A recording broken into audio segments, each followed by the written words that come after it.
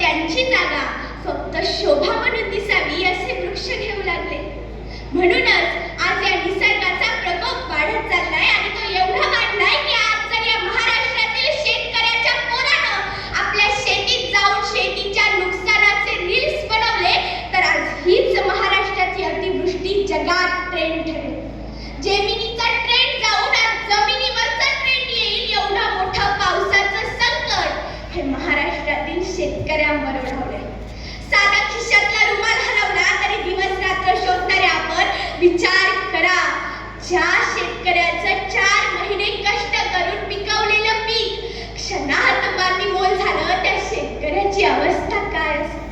आज महाराष्ट्रातील शेतकऱ्याची अवस्था ही शब्दात सांगण्यापलीकडे.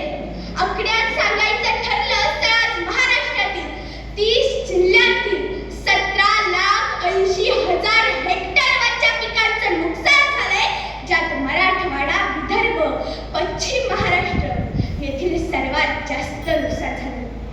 अतिवृष्टीनं सोयाबीन, मका, कांदा यांसारख्या प्रमुख पिकांचं नुकसान झालंय आणि महाराष्ट्रातील शेतकरी मोठ्या संकटात सापडलाय.